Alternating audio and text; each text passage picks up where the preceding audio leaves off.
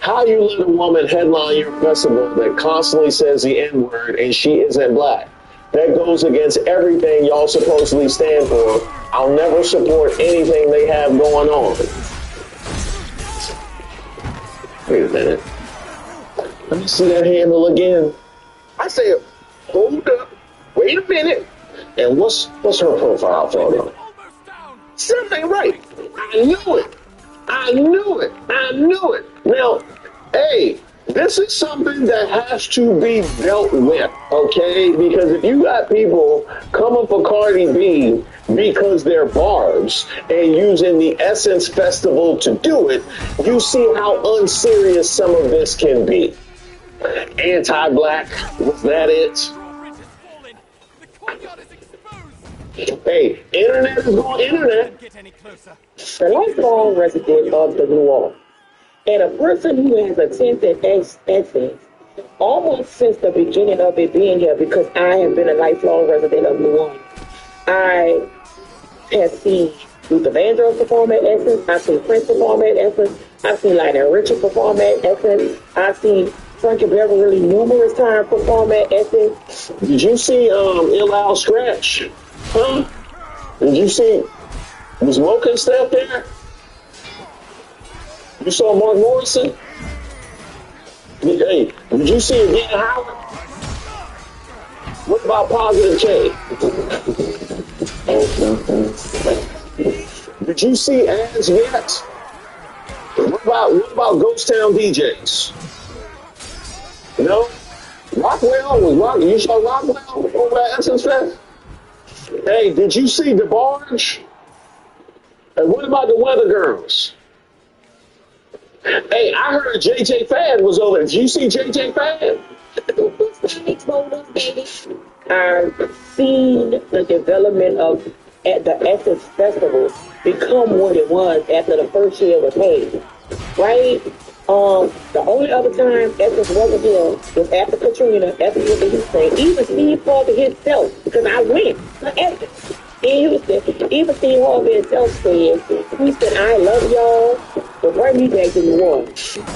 To me, now, the Essence Festival of Culture is kind of like a convention per se for people who are in the industries that are highlighted during the convention. So people who influence entertainment, social media influencer now. If you follow the social media and looking at all the influencers that are there, you saw that some of them got a chance to share space with each other. Not saying that they don't share space at other times. What I'm saying is this is like one of the one times all of these type of people that's focusing on the same type of content or the same type of stuff got a chance to meet. And you as a person who consumes the content gets the opportunity to sit in spaces to listen to them talk when they do their panels. Well, makes going back to school easy. We deliver an education that takes your child beyond the classroom. With interactive curriculums, innovative technology, and personalized learning tailored to your child's needs. Forget the stress of shopping. We send you everything you need to start the school year off right. Just open the door, open the box, and open up your whole world. K-12. Enroll today.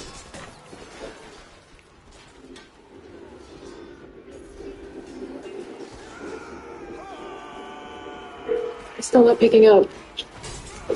That's the last time this kid breaks a curfew. Look, that's my son. He's a teenager, floppy hair, skinny kid. No, sorry. Excuse me. Hi. I'm looking for a teenage boy. Like underage? Yes. 15. Slim build. Out of the car, sicko! Isn't this your dad? Family proof, your family. With Life 360.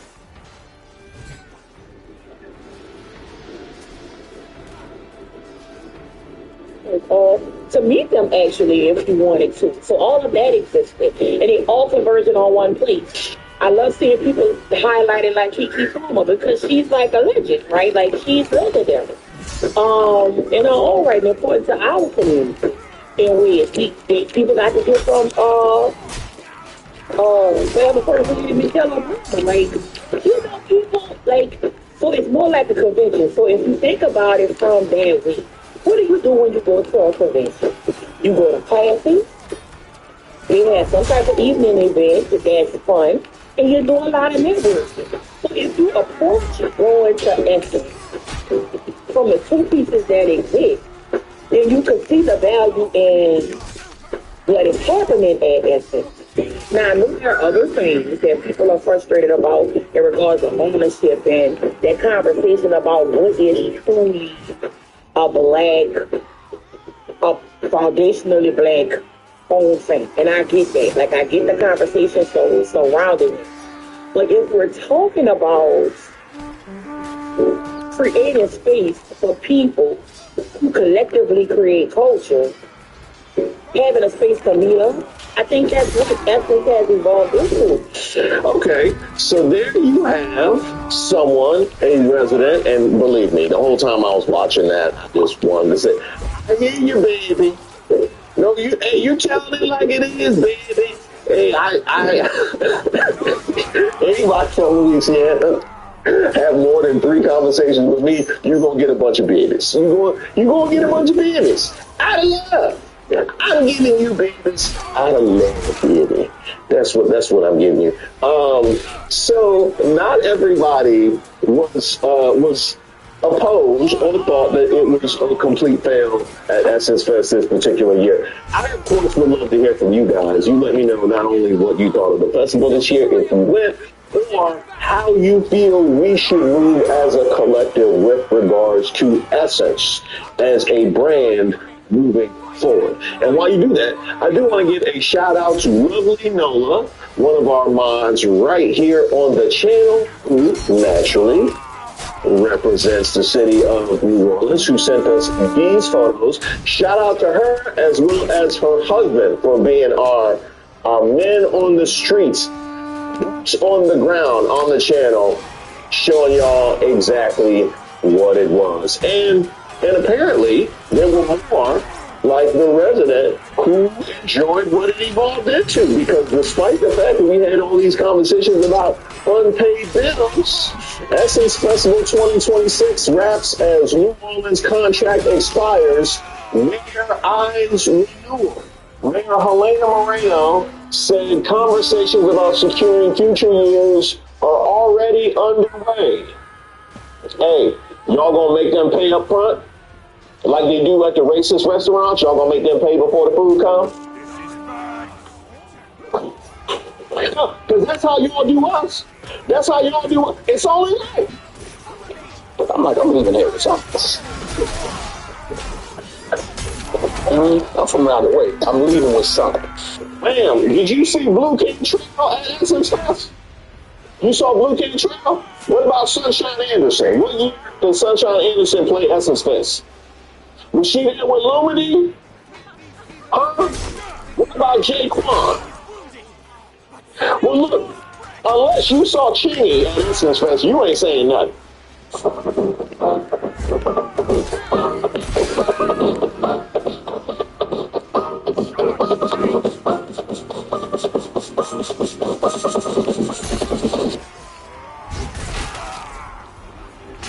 Is your baby ready to transition to dairy milk? Here are a few tips that help that. Thanks to Horizon Organic Growing Years for sponsoring this video. First, you want to start with the right milk. When I heard Horizon Organic Growing Years was developed for pediatricians, that caught my attention. It has key nutrients like DHA, omega-3, and choline to support brain and eye health, along with probiotics, vitamin D, and calcium. Because it's organic and non-GMO, this is a super easy choice for our family, and it's what I always recommend for other moms. Next up, fiber. Many parents don't realize that the switch to dairy milk can affect your baby's digestion, so increasing fiber is important. Adding in lots of high-fiber fruits and veggies like pears, prunes, and sweet potatoes can help your baby's tummy feel more comfortable during the transition. Lastly, I recommend keeping the transition gentle. Start by swapping out less emotional foods first, like in the middle of the day, and save those bedtime bottles for later. The stage doesn't have to feel rushed. Growing gently and feeling confident in your milk choice, as we did with Horizon Organic Growing Years, can make all the difference.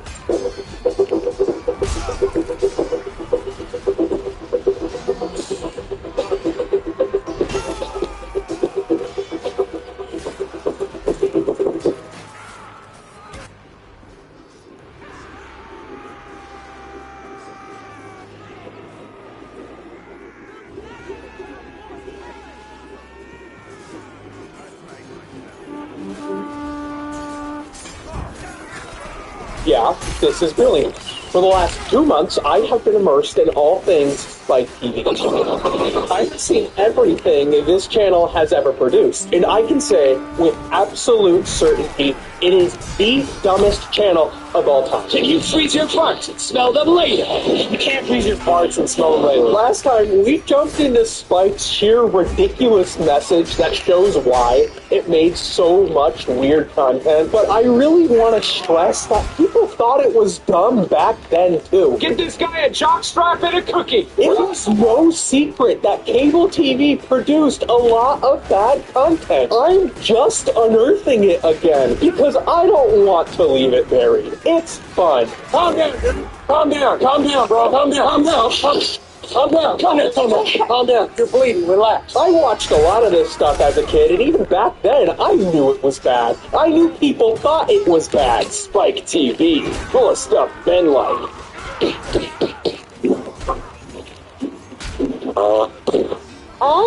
It's a harshly corporatized edginess combined with genuine absurdity that is silly and unserious at best, and some of the worst stuff ever put to TV at worst. This is the talent.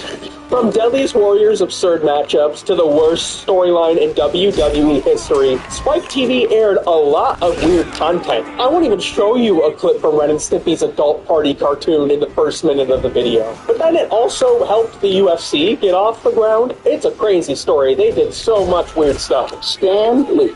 Personally, I'd stick with the boobs. Bingo! This is the Spike TV iceberg. We're going to be breaking this channel down into different categories. It's going to be one wild ride, kiddo, so come and take a seat by me, your father, as I tell you about Spike TV. Everyone, it's time we discuss the way to make yourself the manliest man ever. And that's through accessorizing with today's sponsor, Thorum. Thorum crafts stylish rings out of materials that could be described as manly. Dinosaur. I've had the Aloha 20% off to watch this ad. Create the 10. An instant classic, 1,000 Ways to Die is a show based on real deaths with wildly fictitious reenactments and details. Hot take. This show is fun. The characters usually have bad intentions and their karma is death in 1,000 different ways. The show didn't run that long. Like this thief in the airport steals some confiscated bottle of rum and has himself a little drink. But, uh-oh, it's liquid cocaine. An easy mistake to make. I am convinced this show created a generation of paranoid children. If you liked this show as a kid, ask yourself, are you paranoid? Comment below. I see you. And then... This pumpkin thief took a pumpkin to the chest from a cannon. And that's why you don't steal pumpkins. Experts will talk about something related to death with 3D renderings of where and when their bodies failed them. It's like if Mortal Kombat were more educational. This flight attendant has a lot going on. She's retiring the next day. She ignores the pilot's order because she is through with listening to his bossy ass. He says everyone sit down and buckle up. But why would she listen to him? And then... So many of the deaths in this show have to do with sex that I am convinced the show is not so subliminally trying to promote chastity. This guy has his penis chewed by a raccoon he wanted to freak with. Don't have sex with animals. That's a great message to send. I'm not being sarcastic. It's not just the blood loss that kills you. In the very same episode, this guy is running a morgue and having sex with all the bodies. So he forgets to secure the coffin in the car, and it crushes him in an accident. Freak. Yeah, tell him. But also, why did they write the character like that? Like, the death is he was crushed by a coffin, and then they added the sex story to it. Still in the same episode, a girl falls off a motorcycle, but they have to add she was actually trying to orgasm while riding the motorcycle before she fell off it. Body reaches an orgasm. And now we're talking about what happens when you orgasm. Reversing your legs, for example, or starting to move spasmodically. She came undone. The episode is still going, and it's still horny. The nurse is getting robbed, and the robber tells her to undress her Party City nurse costume. It's a uniform, and she's wearing all this lingerie at work. She looks good while turning on the MRI machine while he flies through the air, smashing his head because he had metal plates in his head, and the MRI machine is a magnet. So terrifying and so sexy. That's composition. The image of him flying through the air and her standing next to the MRI machine, that's why we made movies. And that's 1,000 Ways to Die. Don't have sex, because you will get pregnant and die. It's a duel to the death to decide who is the deadliest warrior. Deadliest Warriors is a show that appeals to my who would win guilty pleasure. Give me Death Battle, Epic Rap Battle, Fortnite. This show asks, who are history's greatest fighters? The IRA versus the Taliban. Evil, deadly. Why can't you just kiss and make up? The whole show leads up to a showdown with the whole team analyzing each warrior's arsenal, testing their short, mid, and long-range weapons against each other to collect data for their battle simulator. We will get to the battle simulator. This show is like Mythbusters if it were way more bloodthirsty and they made a little movie at the end. Whoa, whoa, whoa, this was the performance of a lifetime! Magnifico! Magnifique! Let's keep an eye on this guy! Wonderful stuff! The show ends with a 10-minute Team v Team or 1v1 fight that culminates all with the approximated surface-level information the show doles out for 35 minutes, much of which is littered with error or misrepresentation, including getting the names of wars, groups, and even f***ing weaponry wrong, which is supposed to be his show's bread and butter. The IRA's slingshot, a child's toy. All right. A fighting with slingshot, flamethrower. The IRA, they may have been armed with slingshots in a dream, but they still won. I'm a dude. I think about the Roman Empire, and I like dumb, fun stuff. I like historical stuff. Recently, I went to the Met for the very first time, and my priority was to see the International Armory. That shit is so old, it's so dope. I saw the historical Phineas, y'all.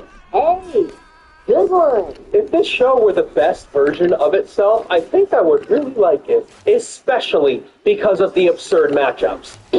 A knight versus a pirate. In the best episodes, the experts they bring in to weigh in on each side are invested in the outcome of the simulation's results, which will of course be theatrically recreated at the end of the show. The people most invested were the knight fans going against the pirate enjoyers. Down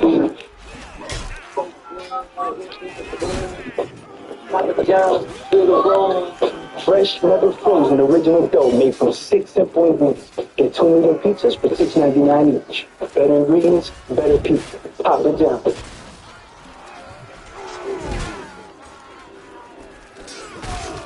Being plus size, I got tired of replacing my saggy mattress. When I saw Big Sig had financing and it's $500 off, I finally invested. Built to last 20 plus years. So no replacing anytime soon. Upgrade today.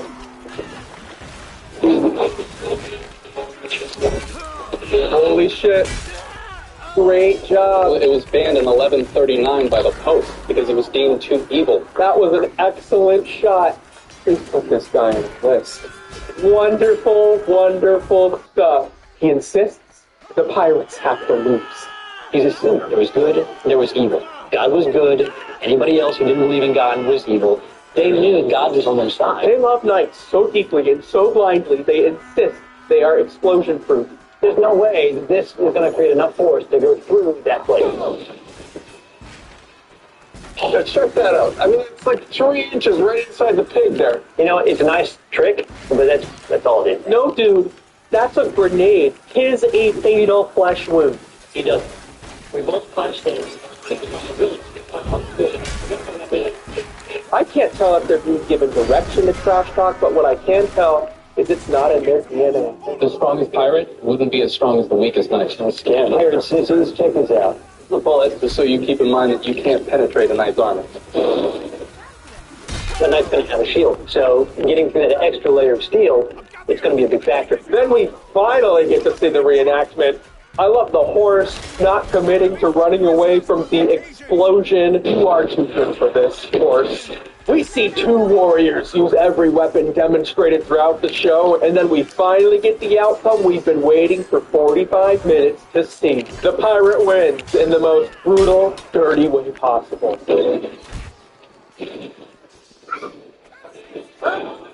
Wonderful stuff. This show should be 15 minutes. At first, I thought the battle simulator they had for the show was like just not real.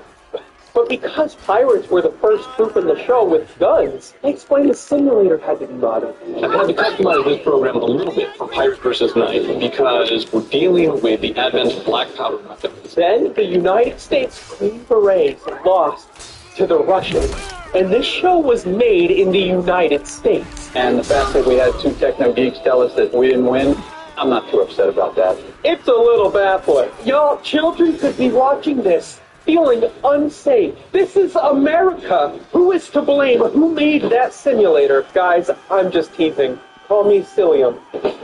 This program was developed by Slytherin Studios over in the UK, and it's taken them 5 years to build it. I was so curious about this simulator, and Savannah found this forum post from a Slytherin admin explaining the simulator used for Deadliest Warriors is just a modded version of their game, the History Channel, Great Battles of Rome. Spike TV made a whole show around a modded History Channel game, which would take into account the data created by Max on set watching the experiments. But by Season 3, they got rid of him.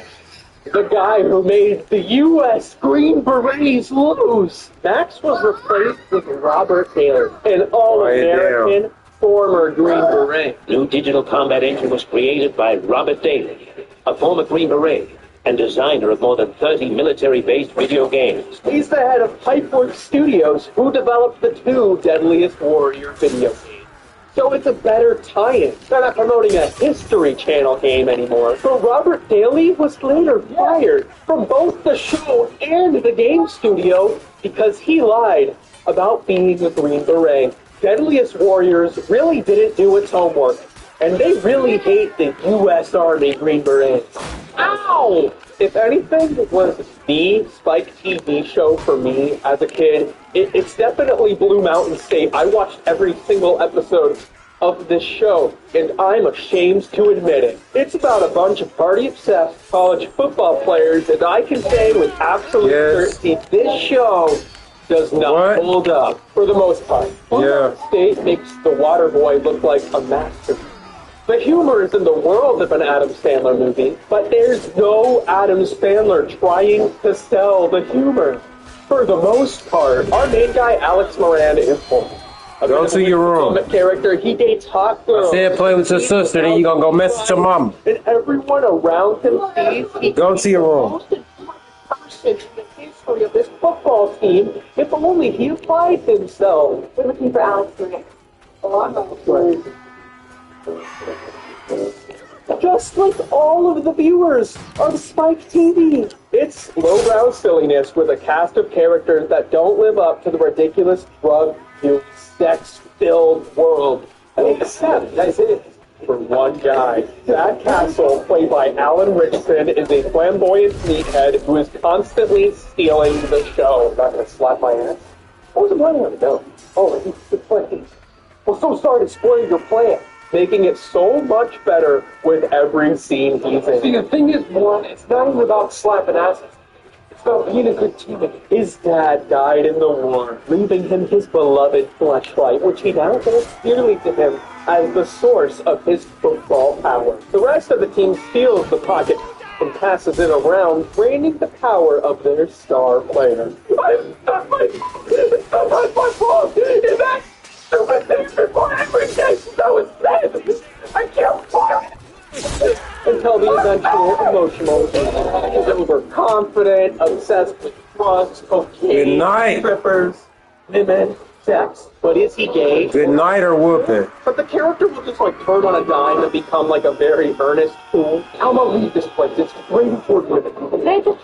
Degrading. He gives it all in every scene, and it's no surprise to me that Alan Richardson has gone on to play major roles like Reacher, Reacher's back. A lot of people talk about the Drug Olympics as a great episode, but I think it's kind of boring compared to the Looney Tunes escapade that is Vision Quest, in which Thad has to decide if he's going to stay in college or go pro a year early.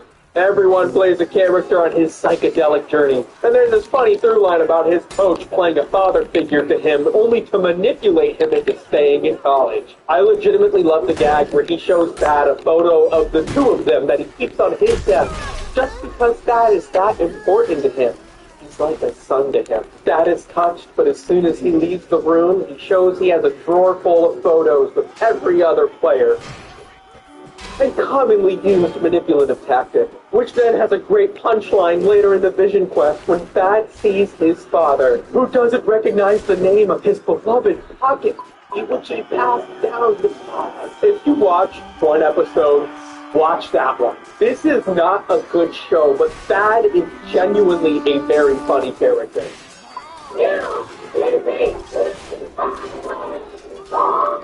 Are there even any other characters?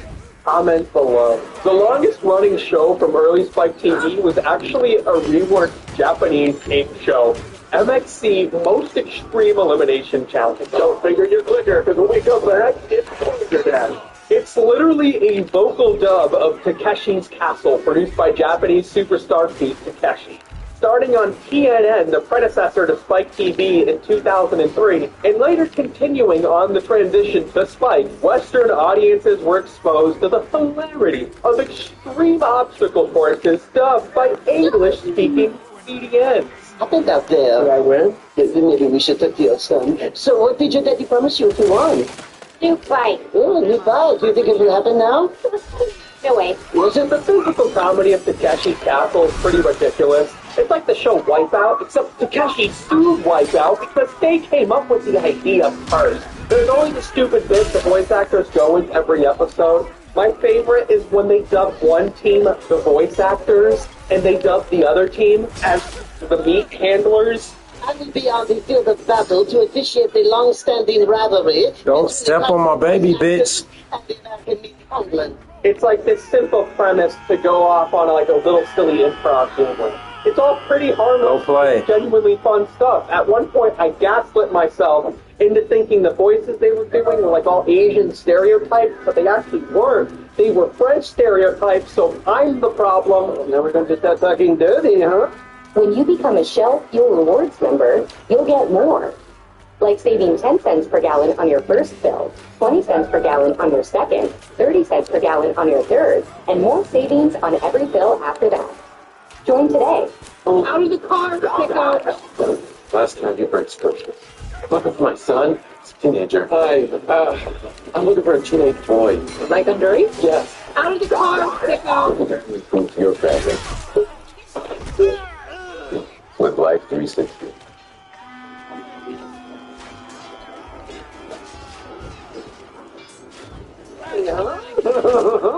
Dancers is the most ridiculous show ever, and we talked about it for like 10 minutes in the last video.